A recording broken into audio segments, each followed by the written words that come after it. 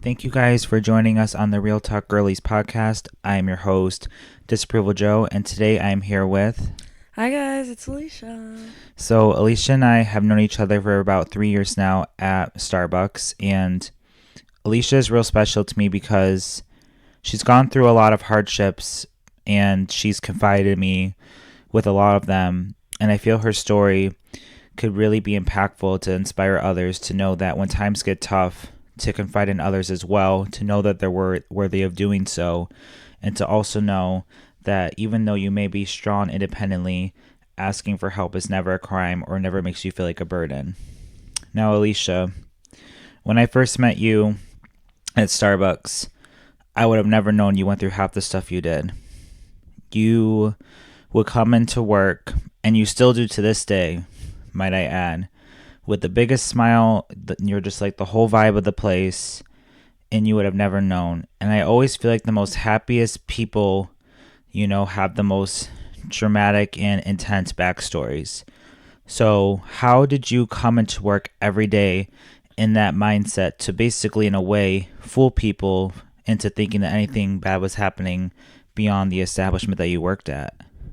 So, for me at least, going to work was more so like a distraction. It wasn't like I'd go in like, oh, I'm gonna put on a fake smile. Like 99% of the time, that was like really how I felt. Being at work, it was like a whole other world than like being at home and having to deal with all that stuff. Especially like with you guys, I loved all of my coworkers from the second I started working there. Just because everyone's so different. Like, there's not two people in that building ever that are like the same. Like we all have things that we like that we don't. It's always different walking in there. Like you never know what to expect. The same way as if like when I go home, I would not know what to expect, but it was always like a good thing going into work. Yeah, so like I can definitely understand the idea of a distraction away from what's going on at home and stuff because I felt that way as well, and I still do to this day when I go to work. And it's interesting to me. Like I knew like you always like to go into work to see people and stuff, but like I just think it's so interesting how you were so happy to be there, but like you were still able to put all that negativity and stuff behind when you came into work because you were still so positive and stuff. Like how do you find that way to switch gears of like what's going on, but as soon as you walk into work doors it just like kind of like vanishes? Like how do you make that transition?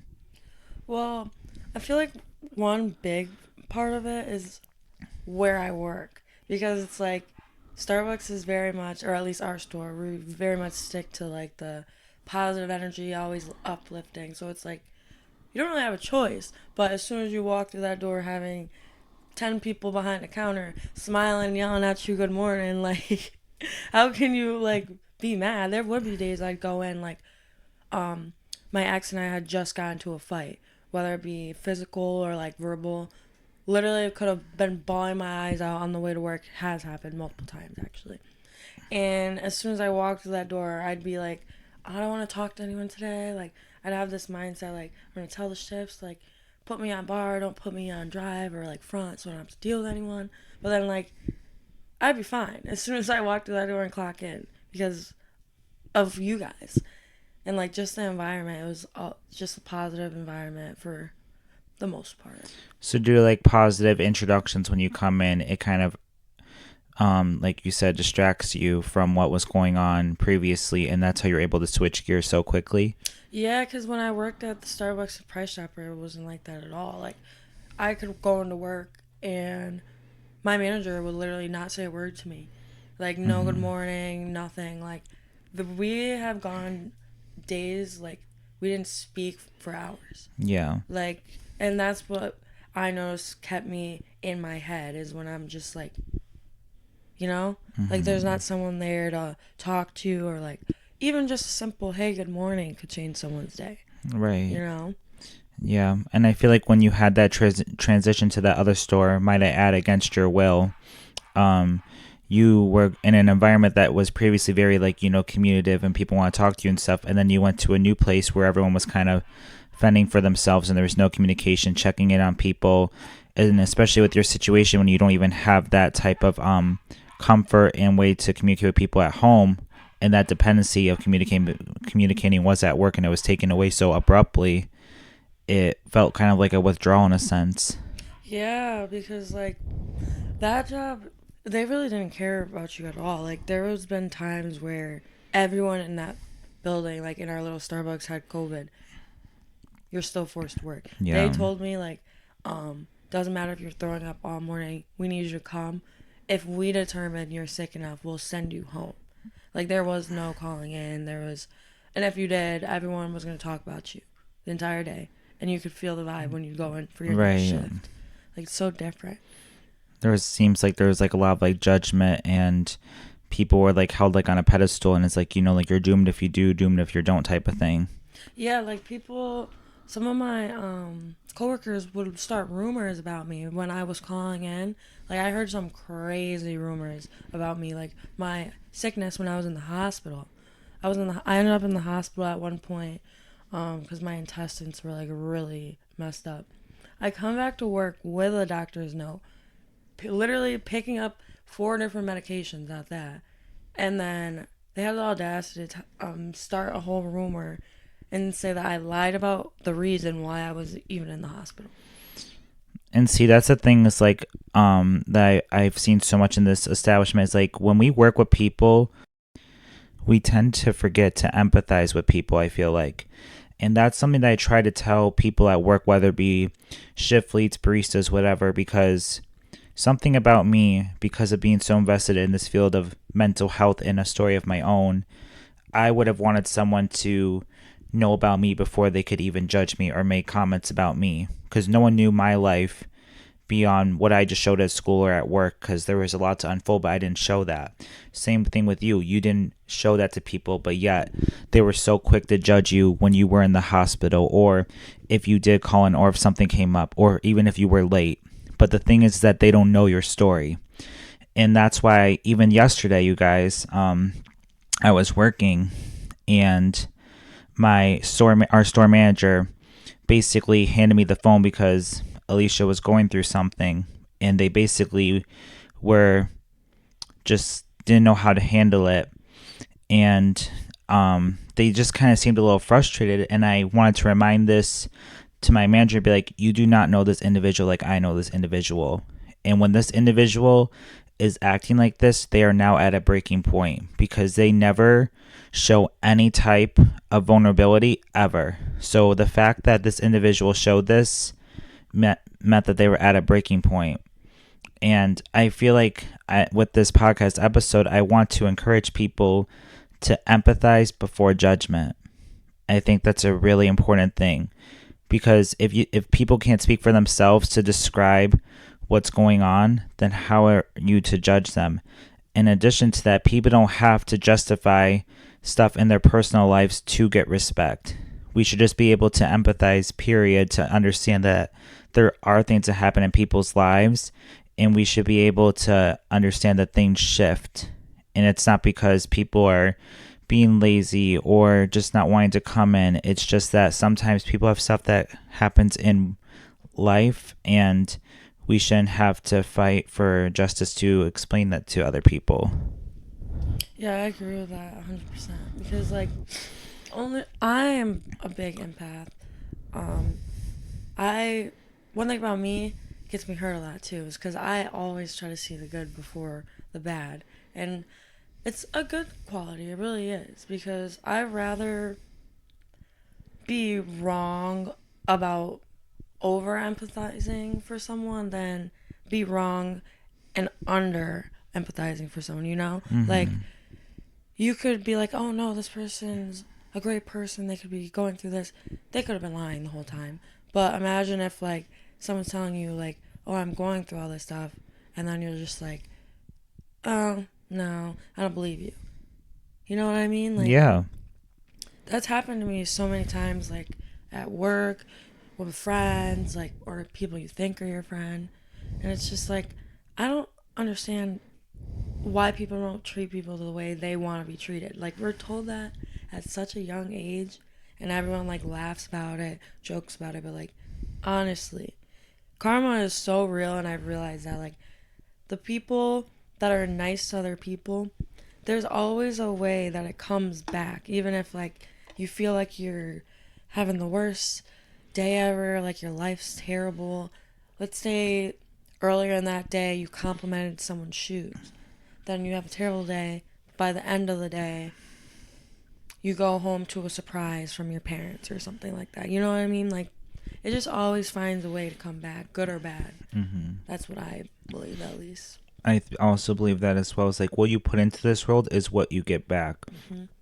And I'm not, and but the biggest thing is that I feel sometimes people feel if they do something good, they expect something back and then some. But the reality is that no one in this world owes you shit. And secondly, you should want to do something nice or want to empathize with someone just prefer the need of being a good person, you know? And like you said, like sometimes people may be bullshitting and I like the statement you said of how like I would rather over empathize rather unempathize because I feel like will all come to light at some point if someone is just like pulling shit and they're really not have this big elaborate story and they're just like using pity to get out of things, then it will all come to light. Someone can only say a certain story for so long, but with your story is very much no pity, none of that. It's very real.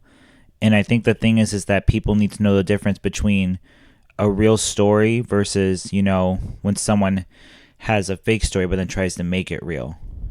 But that can be tricky. But then again, it's like communicate with people and there's tells, like, with someone's body language, their tone, like we're not all professionals, actors here and shit. Like you can tell when it's real.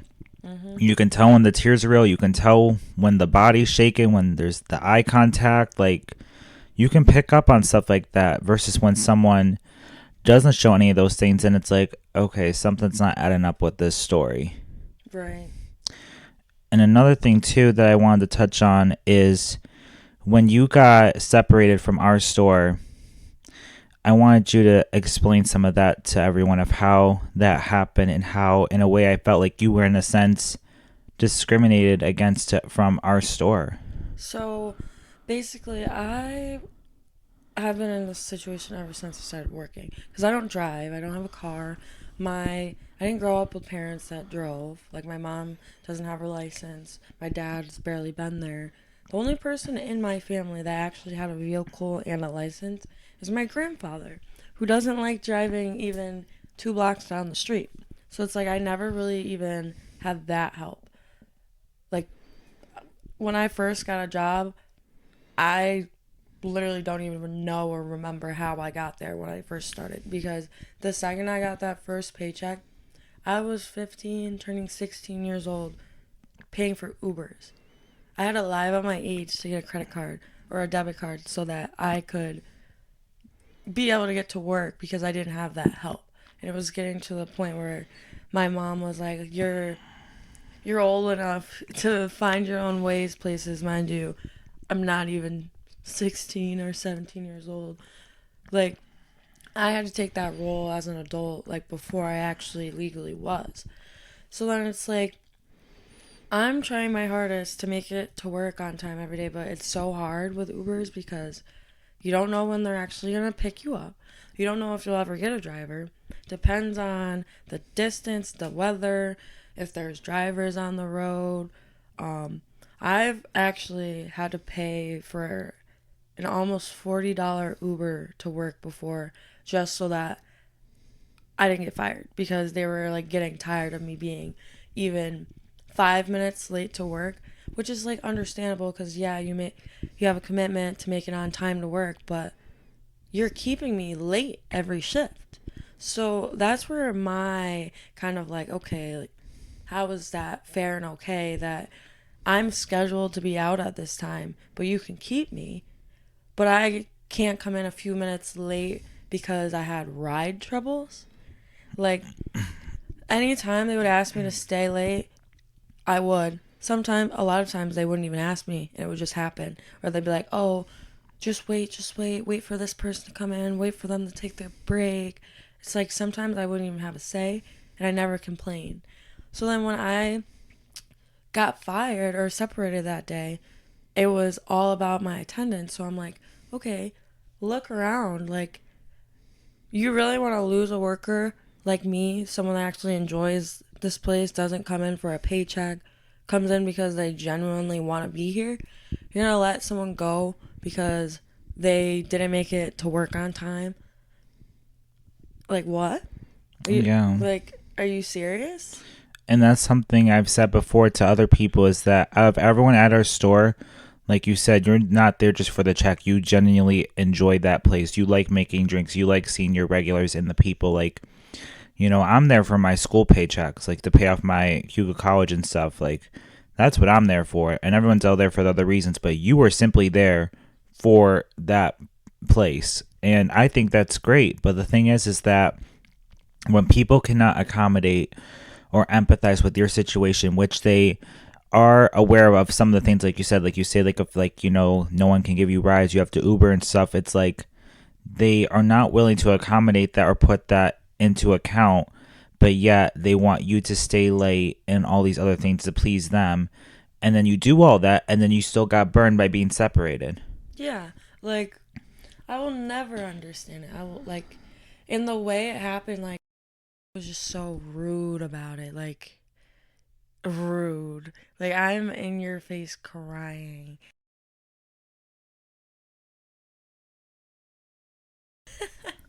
Because, like, it still doesn't sit right with me because, like, the it's just a matter of how you go about things at the same time too. Because, like, imagine you're in my shoes, you're the person telling someone devastating news as, like, you don't have a job tomorrow, Right. starting today, you can't even work your shift today that you Ubered here for, like, you're done. Like, Mm-hmm. that's pretty much how she, like, talked to me. And I'm sitting there, like, bawling, asking her, like, trying to get her to explain to me why on this sheet did I get dinged for clocking in 1 minute late. Yeah, can we also talk about, you guys, when this happened, I was present and working, and this person that was talking to Alicia did it in the cafe where we work at for the whole public to see, and it was a full cafe of people. It was during like a pretty busy time frame throughout the day, and they made it so everyone could see Alicia being separated and, going through it. I was bawling my eyes out in the middle of the floor. And it's like, I've seen so many people get separated. It usually occurs in the back when Right. no one's on a break, when it's just Right. the two of you, not in the middle. Like, I kid you not, guys, it had to have been peak. Like, It was a literally. busy time. I'm like trying to keep it together, but I'm noticing my coworkers are now, because, like, if you see a site like that, like both store managers sitting in the lobby with papers, one's crying, and, like, you kind of got a feeling of knowing what's going on. Mm-hmm. So now I'm, like, even more anxious because I feel everyone's looking at me now, because I'm looking around, like, my coworkers are like, what's happening? The customers being nosy, they're like, oh, what's going on? Like, there's people in line standing right next to where I was sitting. Like, they did hear exactly what happened. And it was, like, humiliating at the same time. Because then Right. I already had to deal with walking out those doors knowing, like, I couldn't come back. Couldn't even work the shift that I went there for. It's like, you already put me in a raw position to begin with. And, like, to just humiliate me like that. And then, like, I'm crying in your face and you're screaming at me to sign the separation paper. Just sign it. Just sign it. Just sign it. Like, basically telling me hurry up with this process. And the thing that was frustrating to me is that, number one, this individual that separated Alicia wasn't even a part of our store. They were a part of another store. That's the first thing. Secondly, as we mentioned earlier, Alicia has, some issues with transportation, and this individual does not know Alicia from a bag of beans. And the thing is that, to my understanding, this individual did not ask Alicia for an explanation as to why she was late. There was no reason, or I'm sorry, there was no way for this individual to empathize with Alicia simply because they didn't want to. They just saw the facts and that was it. But see, facts, number, and data, there's underlining meanings behind it. There's a reason why those numbers are there. And you should ask why. And instead, it was sign here. And that to me is so frustrating, especially when this individual, or especially when Alicia has made bonds with several customers, several coworkers. When Alicia was separated during this time frame, every time I went to work, when out of my 5 shifts or something, someone would say to me, "Where's that girl? Where's that girl with that face? Where's that girl with that smile? Where's that girl?" I think her name Alicia, right? Every day. And I had to say, "Oh, she's just not here today." Because number one, I didn't want to give that person the satisfaction to say that she was no longer at the store, because that would have just burned my ass. And secondly, I just I just didn't want anyone to know, because it's just terrible, the whole thing. And then how long was it until you just got back at our store, would you say? How long was it? It was over a year. And the worst part is I had reapplied probably 4 times. She applied 4 times, you guys. It took over a year for Alicia to come back to our store, simply because of transportation issues that she had no control over. And remind you, paying money out of her own pocket to get there and back, and stayed late even without question. And we've had other people at this job, be late or just not call in no show or anything. But to other people, that's fine. And why is that? Maybe that individual had a closer relationship with that person, wanted to cut them more slack. Maybe they had a higher status, whatever. The bottom line is that Alicia was blackballed, and was no one wanted to put her story in consideration or ask her simply, "Hey, what's up?" There was no communication to understand Alicia's situation. And the thing is that I knew Alicia's story, but I wanted Alicia to speak her story and her truth. But it was hard because she was separated from the store, so she didn't get the chance to. So then, during this year when she was no longer at her store, we were very understaffed. And I just kept saying, "Get this girl in, get this girl in. She will do it." Well, wasn't she separated? Yes, but it was wrong. And thankfully, we finally got some new people in that knew Alicia out of work as an individual, and were able to get her back in. Shout out to our boy Kendrick for helping getting that ball rolling for us. Kendrick, you slay that shit. We love you for that. And I never knew that, so I love you even more for that. He was very much because I would hyped you up a lot to him, and he heard a lot about you even before me, and he was partly why you got back in. Oh yeah, you want to know how I met Kendrick? When he was working at the mall. And that's the other thing, is that, see, once again, you want to talk about a girl that loves its company. Alicia still kept going to Starbucks and was even paying for her drinks to keep up with the tradition by going to the mall, because she was banned from the other one, basically. And our boy Kendrick was at the mall Starbucks at the time. And even by Alicia just being a customer and bonding with someone at another store, Kendrick was able to see that this person is Starbucks material. And then he found out that she used to work there. All the dots aligned, because then Kendrick came to our store and moved up in the company at our store as well. And he wanted Alicia to be with him at that store. And now, how long have you been back at our store now? When did I come back? I think it was right around the date of when I got fired. So I think it was in January. So we're almost at another year back here. I believe, if I'm not mistaken, it was around January-ish. And see, that, and like, we are all so happy to have you back. But the thing that frustrates me so much is that, once again, people do not get the time to know people's stories, and they're so quick to judge based on facts of things. Like when that individual shoved all your attendance in your face, to them they see numbers, but you and I, you know what you see? Oh, that was the day my Uber was late. That's the day my boyfriend beat me up. That's what you see, but they don't see that. That's what I'm saying. And like, it's so crazy to me because the amount of times, like, you guys wouldn't even believe, like, my ex-boyfriend was is a gambling addict. So like there would be nights where he would like force me to go to the casino with him till probably 4 or 5 o'clock in the morning.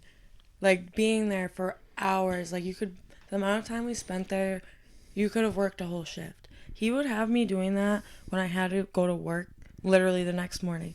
And at that point, like some days I was working 6 o'clock in the morning. So I wouldn't even have sleep. And I'd go in and work a full shift. There would be numerous times I went into work, bruises, scratches, marks around my neck. Like you could tell I had went through it. And like I would lie about it a lot. Like or I just be like, oh, just brush it off, act like nothing happened. But it's like, guy, like it's I don't even know how I did it myself, to be honest. Like I was on a leave because I had surgery and I went back to work before my doctor's note said I was okay to go back to work. Like I wanted to be at work. And another thing like people don't ever take into account is like I've been asked to move up in the company since like 6 months of me working there. Like they kept asking me, please be a shift. Do you want to be a shift? If you're thinking like, oh, this person really doesn't care about this job, that's a whole raise. Why am I saying no to a raise knowing I'm still gonna be working here for God knows how long? Like Mm-hmm. I it's just like when I got fired, they didn't realize like they weren't just firing someone. It wasn't like a regular day like for being fired because it felt like a piece of me literally was like taken away from me that day. Yeah. Like I genuinely went home that day because the last straw, the last ding that happened for me to get fired, my boyfriend or my ex and I got into a fight that morning. So literally after I got the news I was fired, the first thing I did was call him and I tore his ass up. I was like, you don't understand, like, mind you, this was the love of my life in my time, and I dead told him like, you just ruined my life. Like you just took away my life. Like I cared about that job more than I cared about a lot of things that were important to me because like that it became a part of me. Like before I even got the job, the main reason I got the job was because I loved the product. Like You guys, I'm not kidding you. This girl loves the product. Like, the little sticker that comes out? It was so long in the beginning. I swear to God. Alicia, please tell everyone your 2 drinks that you get. Everyone get a pad and paper right now. She's going to tell you. Start with your refresher one first. okay, this one it's kind of funny too because when I was working there the first time, I had customers actually coming in asking for the Alicia, and then my coworkers would have to sit there and say, "Well, which one?" Like the fact people I would have knew, said how much time you have. I got to write it all. the fact they knew my drink because of me. Okay, so because I go and I tell people about my job every day. Like I hype it up 24/7. I have a private story Yeah. on Snapchat with just drink recommendations. But this is Yo. my refresher drink.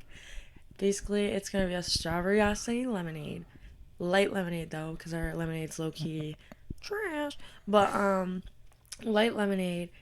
Add peach juice.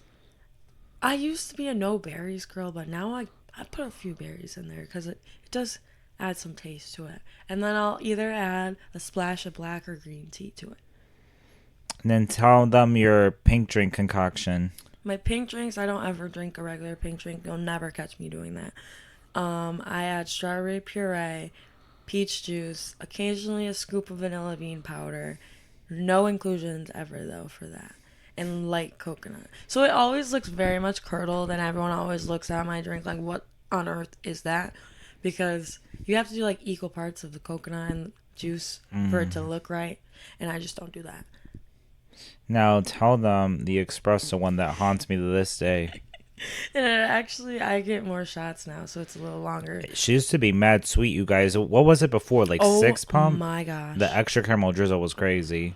It's actually disgusting looking back. Like I can't drink that anymore. Like I don't know how. Tell them the before and now what you're doing now. Guys, the before I would get probably the most espresso I'd ever have was 4 shots. Yeah. Most of the time it was 3, and I'd get back when we had our old hazelnut, I loved it. I would get like 3 pumps of hazelnut, 3 white mochas, extra caramel drizzle, light milk in it. Or actually, no, I do extra milk. So Extra oat milk. yeah, so it'd be like really like where's the coffee at that point? And then I wouldn't just do extra caramel. I was like the caramel ribbon crunch girlies. Like you need to see that Shout out to the caramel. Caramel Crunch Girlies. Where you at? Like the extra and like when I had to give my order I was saying extra for everything. Extra cinnamon dulce topping, extra oat milk, extra ice. I don't even know how it fit in the cup. Extra praline topping if we had it in the season. No, and then when we had overstock of the shit, I swear to God, one time we went out to a restaurant, she had all the toppings in her bag, the praline and everything. I said, girl, what you doing? She's like, sometimes I put it on my food. I'm like, yo, we are out of Starbucks right now. You want to bring the toppings to a restaurant at a Denny's? It's crazy. True story, guys. I was on a double date with one of my I consider her like a sister to me. We're on a double date, right? The guys are walking in front of us. We're straggling behind. Just made them stop at Starbucks, of course. Why am I drinking my drink? They don't taste right. I pull chestnut praline topping out of my bag. Mind you guys, it was like I want to say maybe around February. So it ain't even chestnut praline season. Right. I just pulled it out of my bag, start shaking it. Everyone's laughing. They're like, did you just season your coffee? The way I would have walked away and be like, I don't know this girl. It's like, mind you, imagine being on a date and your date just Yo, I'd be like, can you hit me up with some too, boo? not for real, because it reminded me, like, I actually laughed at myself because it reminded me of a day in high school. We're at lunch. This guy's first time ever. He's like, can I sit with you guys? Yeah, sure. We're eating. He pulls a whole thing of Frank's hot sauce out of his backpack. Yo. And we're all like, let me get some. I'm not mad about that. I love Frank Red Hot. Not for real. Isn't there a saying I could put shit on everything? Isn't that or no? I put the shit on everything. Isn't that their saying? Yeah, I put this on everything. I love cream that. cheese. Yo, not the ham and Swiss, but no. We had like this thing on the wall of like barista of the week or month or some shit. And Alicia said a salsa and cheddar with cream cheese. Yo. Yeah, we had to like give like facts about our stuff. Yeah, she said, give me a block of cream cheese on a salsa and cheddar, yo. Yeah, no, it's actually kind of gross. I eat a lot of cream cheese. I love cream It cheese. just goes with everything. Philadelphia cream cheese. If you want to sponsor this podcast, let me know. No, honestly, I put it in all my chicken wing dip. It's always What a else? crowd What pleaser. else am I gonna put in? Like I put cream cheese on everything, y'all. Like, a New York City bagel with that cream cheese, yo. stop playing. I had this garlic like sesame like roasted bagel with bacon scallion cream cheese. Oh, girl. Oh, when I was in the city, I went to this little bakery. Oh my gosh, the best bacon, egg, and cheese I've ever had. Like, they're not lying about the city. I don't know what they do, Right. but it's different. Like, the croissant even was like, oh my gosh. I haven't had too many good croissants. The only good ones I've ever had was what my great grandmother got from QVC. That's what I'm saying. Like, that was the best breakfast sandwich I've ever had in my life. I got cream cheese on it. Why did they charge me $3? For cream cheese? Cream cheese, I could have got the whole pack. Right. Like, for a little slab. Slab. You know I like extra. But another thing too, Alicia, that I want to talk about is like you said, distractions. Now, another thing too, like how we said, like people would never know that you've gone through all this stuff that you mentioned today. But then again, you post on your story a lot of you going out and partying. Mm-hmm. Now, as we know with the media, it always shows the good of it. Right. So, can you describe to everyone what partying is to you? What is your motive? Is it as fun as you show on the media? So I'm not gonna lie to y'all. I try to be pretty transparent on social media just because like that's how I'd want other people to be. Like I don't want to, because it's happened to me so many times with guys. Like you'll watch their stories, think like, oh, they're this sweet person or their life's so nice, and then you actually get to know them, and you're like, who are you? Like literally, who are you? So I try to be very transparent when I post. Like most of the time, I'll post the funny, the sad, the angry parts of the night. Like a lot of things happen in one night out. Like I like to go on a lot of side quests, I like to call them. When we go out, like, let's think of a night in particular. Um, let's see. Oh, there was a night where my bar was throwing like a Hawaiian themed party or whatever. They give you like hula skirts and all that. But they're the only bar that has that going on. So like we decided to go bar hopping. We're all in hula skirts, the Leahs and all that, walking around downtown, and then we approached a whole group of police officers. Like I'm yapping. I'm just yapping. They're like, why y'all just like that? I'm just talking to them. One of the police officers, a lady, she's like, show me the dance. I'm like, what dance you talk about? She's like, you know, the dance. So then I turn around and I start shaking it, shaking it, shaking it. Yo. My friend got it on video, and the cops like, show me the dance, and she's just hyping me, and I posted it, and it was so funny. Like, I guess I'm not gonna lie, there are some nights I don't remember. And those stories the next morning, traumatizing. So, is the motive though when you go out and party, is it like a distraction, like a work distraction relation, or is it a different type of distraction, or is it just for pure entertainment? It's a combination of all that, I believe, because like me at least, I don't go out with like the intent like, "Ooh, I'm going to find the hottest man out." Like my friends and I generally go out because we just want to have fun. Like there's been nights we don't even like get drunk and we're just enjoying the fact that we're out and meeting new people, listening to music, dancing, like it's a journey. If you don't want to stay at this place, you can go across the street and it's a different Mm-hmm. atmosphere. Like that's one thing I really like about it because like unpredictable in a way. Because like you can have the mentality like, oh, I'm going out, I'm just gonna have a good night, but then you could end up like freaking joyriding on a VL by the end of the night, you know. And it's just like I don't know. It gives me a different type of vibe because you could always do that at home with your friends, you know, but it's just so different when you actually go out and experience it with like strangers or like other people because there's nights where like you could just be chilling and then you see someone from your past, good or bad, and it's like, okay, like I probably would have never seen this person ever again if I didn't come out tonight, you know? Yeah. But another thing too, and like you mentioned before, is like sometimes like people are your friends, but then you think they're your friends and they're not. So Mm-hmm. do you find yourself partying with people that are like that, or do you only party with people you consider to be your friends, or do you party because like you know you can get a ride and you have to depend on them in order to party? Like how does that go about? So that is a good question actually. So it's like kind of hard in a way too because I have friends that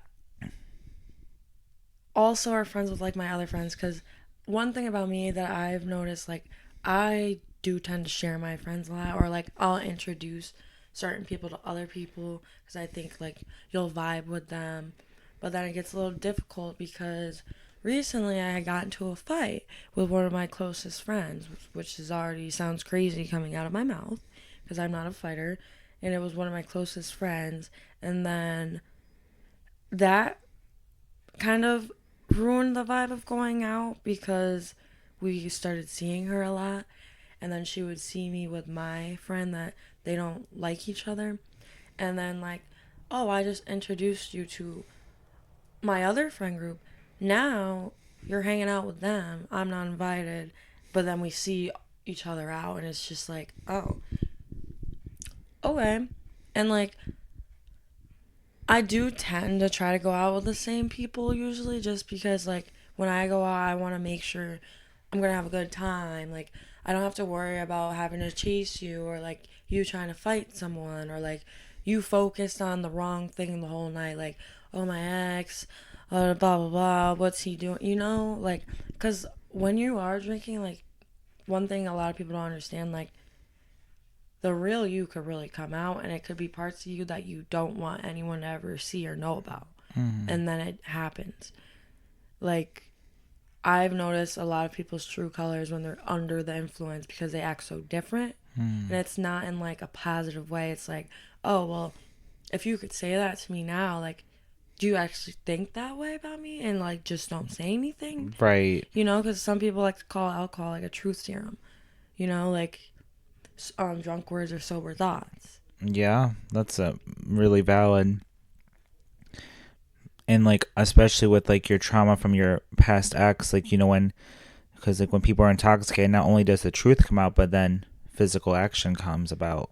Yeah, and I have to like trust you too because I don't have the family where you could just walk in the house at any time of the night. So typically when I do go out, I'm I like have to make sure I'm spending the night at one of my friends' house after. And like there's been times where like I was supposed to spend the night somewhere and then they are like, "Oh, but I want to go to a guy's house." Or like, "Oh, you can't come over anymore." Or like something like that. And then like I've literally had to sleep in the hallway at my grandparents' apartment before because of stuff like that. When you can't get in, Yeah, why not? You don't have a key, only to the bottom lock. And there's two locks. so they have to let you in. There's been times where I had to go to work even, and I got locked out the apartment until my grandma woke up, and she woke up thankfully in time. But like if she didn't, I would have been in that hallway. Don't they care to like see where you're at or anything? Not really. Like there was a point where I was gone for an entire weekend, and I didn't get a text, nothing. And then I come home, my grandma was like, "Oh, I was worried about you. So why didn't you text or call me and tell me you were worried about me?" And she's like, "Oh, because like I know you're gonna be back at some point." Hey, Well, then how the news is like, like, please, like, excuse me. so basically, at your grandparents right now, it's like a place that you can crash at their convenience. Would Pretty you much, say? yeah, because it's like walking on eggshells at the same time. Right. Now, do they get upset if you go out and party or if you go to work or anything or I try not to tell them about partying because when I did tell them about the fight, my grandma was like, "You need to stop drinking," like basically trying to say like I'm gonna become an alcoholic and shit like that. And I'm like, well, I'm not the one who started the fight, first of all, and it's like I've got a bunch of scratches around my neck and stuff like that, and you're not concerned about that. Like I came home that night in a cop car. Like the cops brought me home from my friend's apartment. I was supposed to be sleeping over there. hmm. So I had to come back. I had work the next day too. They brought me home late in the morning, and my grandma actually was awake, thankfully. I come through the door. I just see her, and I just start bawling my eyes. I just start bawling my eyes out, and she's looking at me like I'm crazy. She's like, "Why are you crying?" And I just start saying, "I'm sorry, I'm sorry, like I'm sorry," because like the time that I got home, even though I just got into a freaking brawl with my best friend, I'm apologizing to you because I just got brought home at this hour. Scratches are all over my neck because I was wearing a dress, a spaghetti strap dress. You could see it. There's no way you couldn't see it. And then the next morning, when I actually was like conscious, like what actually just happened yesterday, my grandma didn't even ask or mention the scratches all over me. Like, she didn't even know I got into a fight or didn't care to even ask what happened, like, to my body. Because when I explained it to her the next morning, she was like, "You didn't tell me you got into a fight." I'm like, "Well, you can't tell? You didn't." Right. That's crazy to me. And it's like once again, it's like you said, it's like all this is going on behind the scenes and then you go to work the next day. No, literally. I just I just find that amazing how you could just do that. Like I know like a vibe at work helps when you get greeted and stuff like that, but like still like I'm just trying to put myself in your shoes and if I have scratches and beatings from my ex on my face and shit and I'm going into work, a vibe can only do so much for me. No, So that's. how do you do that? I feel like I've just gone through so much, like, even from a young age, like, I became numb to it in a way. Like that Mm. day that I woke up at 1 p.m. I was supposed to be at work um real early in the morning. I remember waking up, not having my purse. I didn't have my purse. I didn't have my ID. Um, I was still in the dress. Woke up sleeping upside down on the other side of my bed. My phone was dead. I didn't have my charger because my purse got stolen. So like I woke up actually in shock. Like that was the first time I was in shock in like so long. Like I didn't even know where I was. Like I thought um I was honestly, I think I was dissociating because like I didn't feel like anything was real. Didn't feel like I was real. Like everything felt like a simulation. Like I had amnesia for like a very long time. I had to search high and low. I ended up finding like a charger cord. Had to plug my phone in the living room, sitting on the floor, just like what is going on. I don't even know what's happening. And I end up calling CJ, our manager. I end up calling CJ, and I'm like, I just start bawling my eyes out. Because as soon as my phone turned on, I saw a bunch of notifications from my coworkers, my manager, where are you? What's happening? And I'm just like, I don't know. Like, I genuinely don't know what happened. I don't know what's going on right now. I'm not okay. Like, no, I'm not. And he asked me to still come in anyways. Mind you guys, I was 6 hours late for my shift. And he goes, I tell him that what happened up until like I got brought home at 3, 4 o'clock in the morning in a cop car. So it's like, you're knowing I barely even, like, you know? And he's like, you Mm. want to come in? Can you still come in? They need help. Yeah, of course. Like, why? I That's couldn't even, I was still drunk when I went into work that day at after 1 p.m.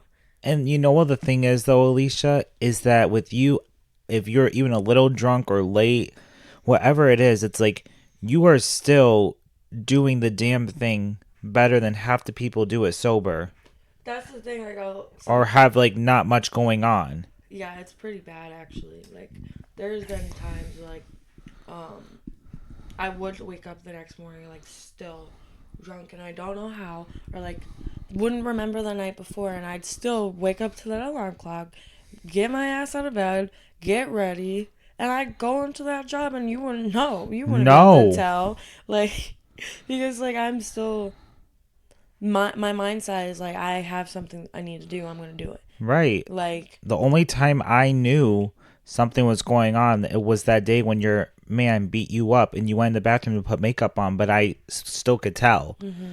But that was when I knew. But then, like, you confided in me that day and you were like, this is my life. And that was like, I think maybe like a year of knowing you at that time. I'm like, you go through this all the time? And you were just like, yes.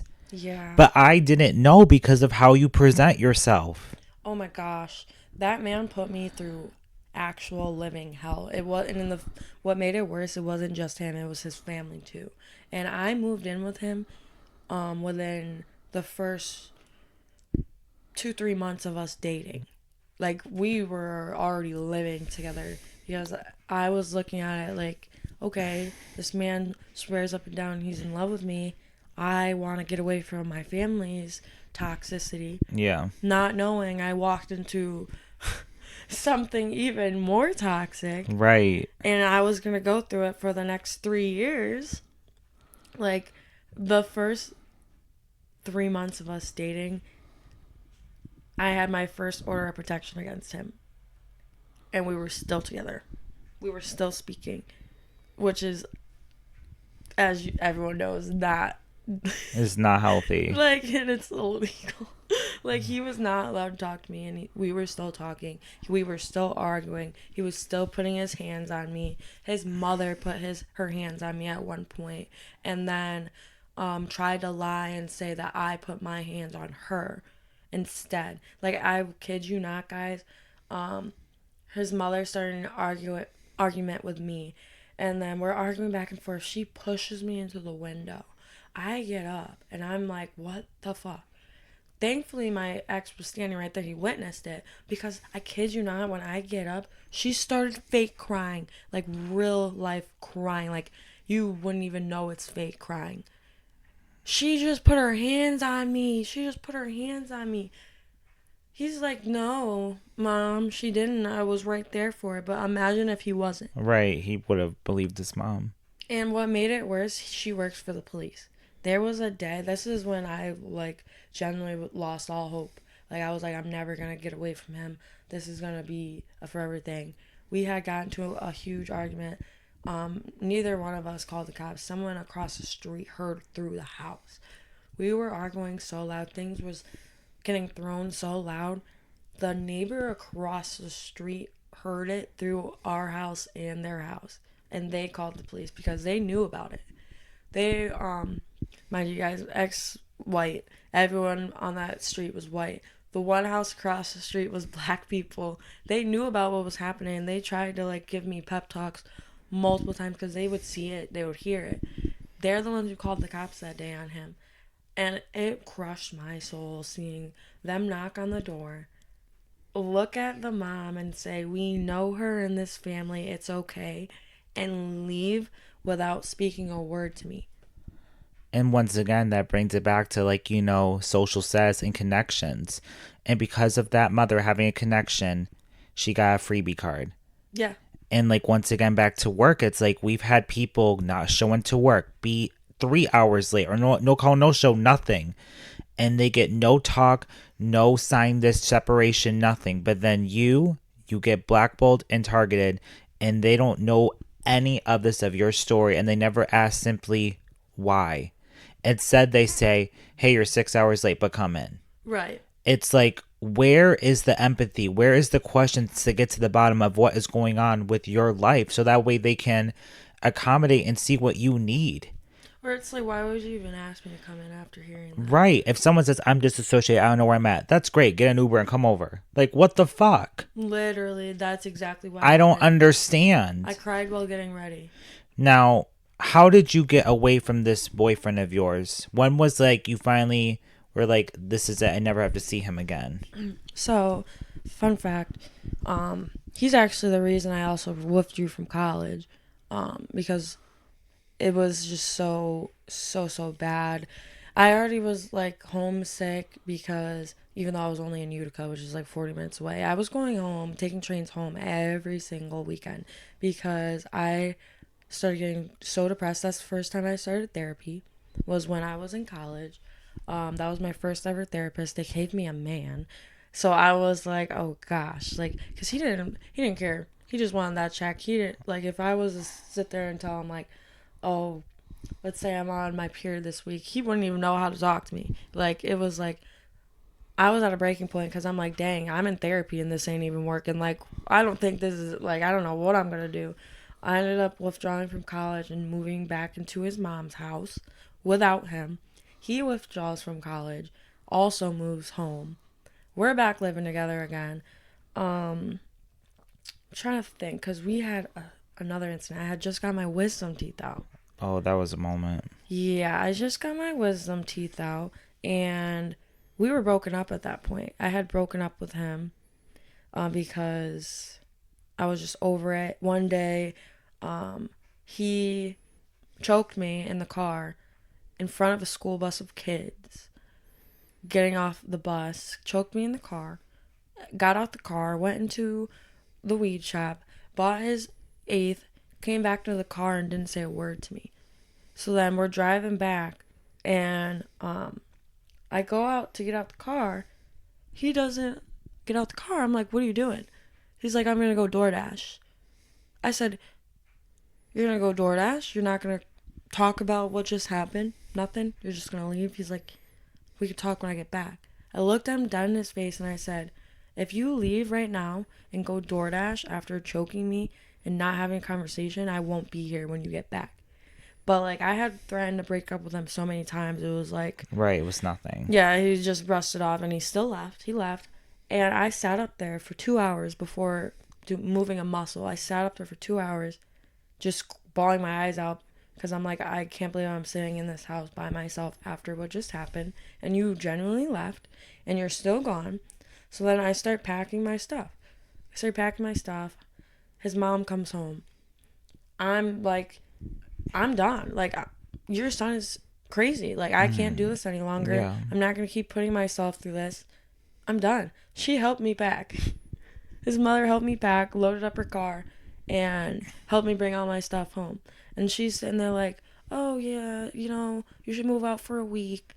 It'll teach him a lesson.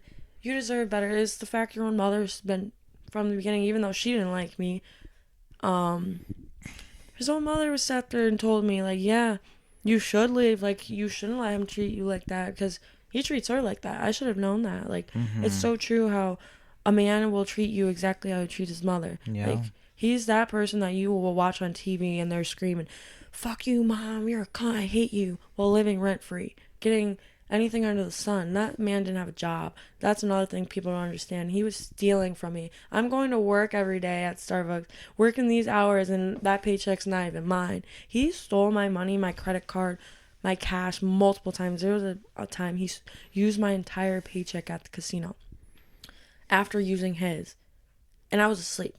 He snuck out, and I woke up thinking something happened to him. I'm crying, I'm panicking. He's not answering his phone. It's 5 o'clock in the morning. Where are you? We went to sleep together.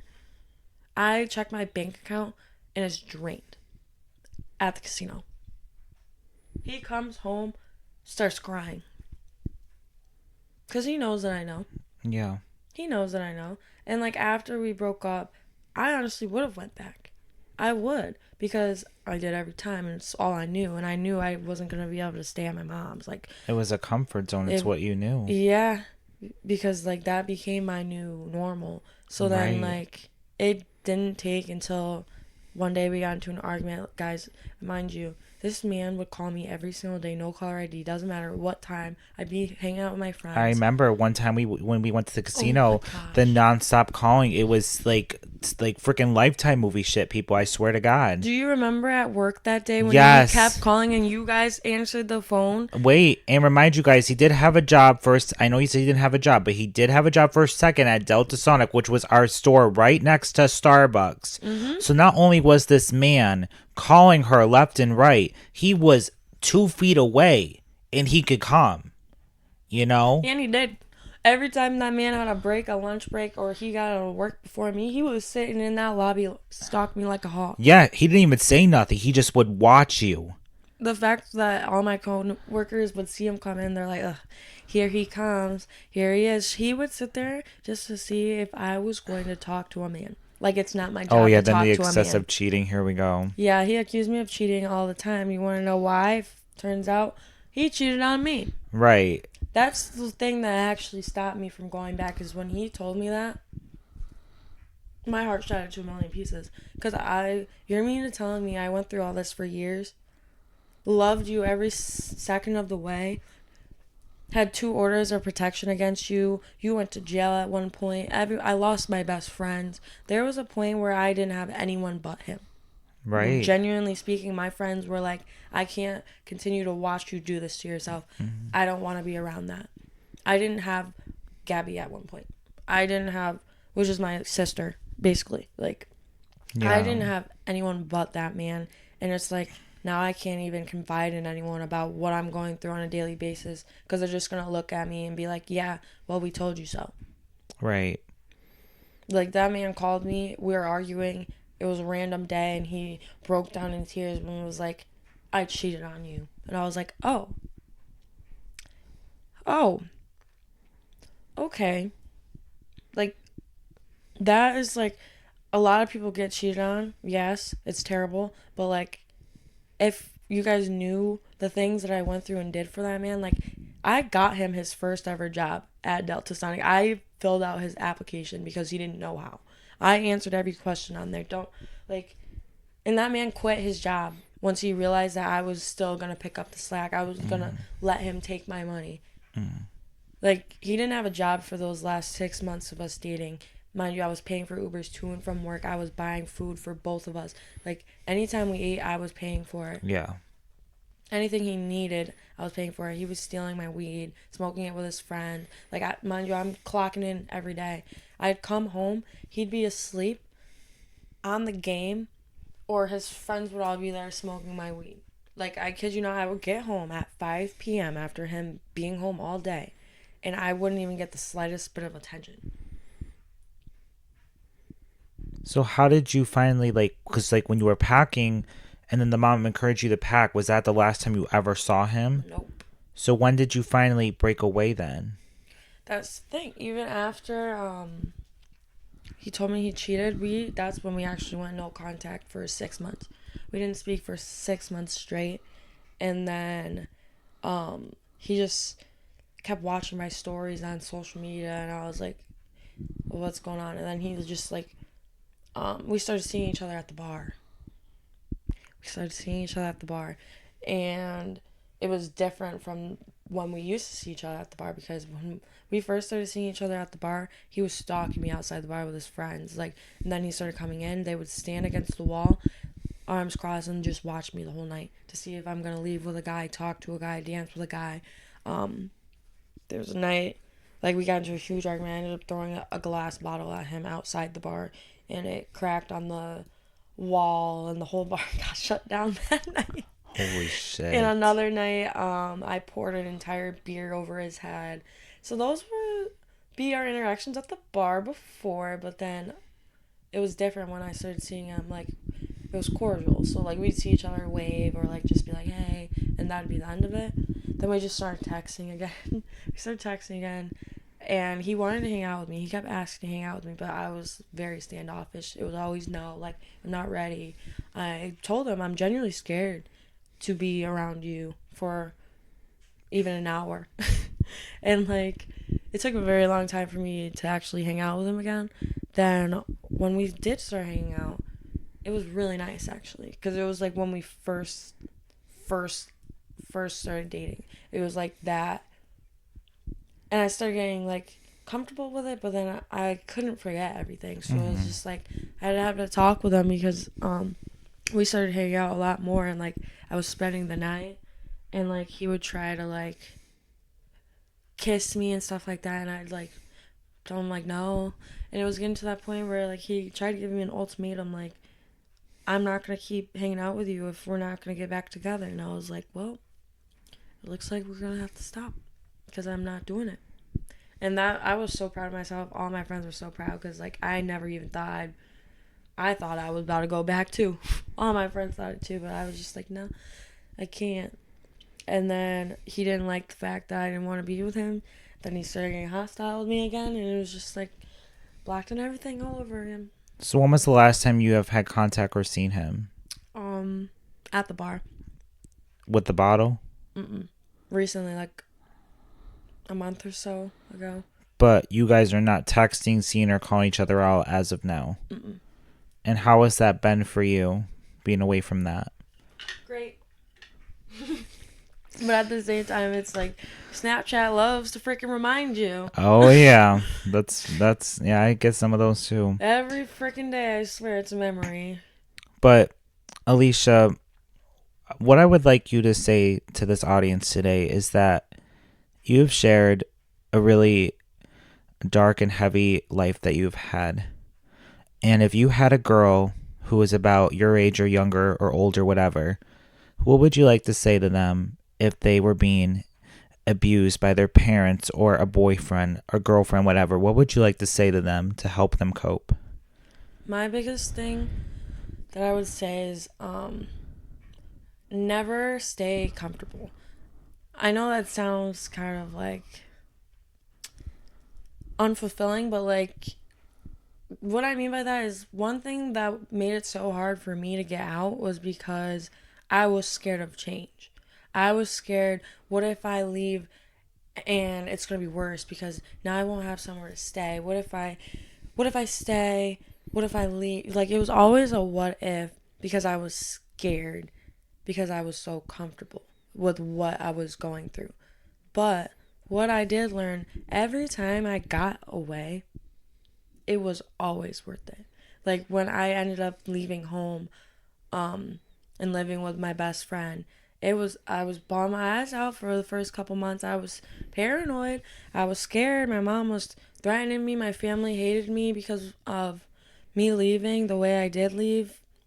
And like after I moved out of my mom's house that first time, my life changed in many, many ways, but I will never say it wasn't for the best. Like, never get too comfortable. Doesn't matter if your situation seems like lollipops and rainbows, there's always gonna be greener grass. Like, even with like where you live, like let's say you're like, I never want to leave this place, but then you go on a vacation for a week and you're like, oh my gosh, I never want to leave this place. There's always more. There's always more, so never settle. I think that's really great advice. Well, Alicia, I've known you for 3 years now, and from the day I met you to now, I still think you're so strong. I think you're so positive, and I think that I might get emotional. I'm sorry. I just think you deserve such greatness. Um, and I'm so sorry that you've been through so much, but I just want you to know that you deserve so many great things, and I hope you don't get comfortable anymore. And I hope you just find something that works for you, because you deserve that, and I really hope that you find that for you. Thank you, Joe. Because I feel the same for you. Even though I don't know half of it, I know enough. And it's like, you never know people. Like, just Yeah. always be nice to the people that you come in contact with, even your worst enemy. Like, they could be that way because of what they're going through on a daily basis. Yeah, 100%. And I feel like, when I see like a lot of like TV shows, I always see like the bullies, and they're like so mean, and then like they have like a terrible backstory, and it's like, okay, that's where it comes from. Every time. Literally, I'm like, okay, like all the Disney Channel, Nickelodeon things, like the bullies, it's like, well, they have like traumatizing stories. It's like, oh, I get it now. No, literally. Hmm. There's always a backstory. Literally. And it doesn't, yeah. But you guys, this has been the Real Talk Girlies podcast, and I think what I would like you guys to take from this podcast is obviously Alicia's note, but also to empathize before judgment. Bye, guys. Bye.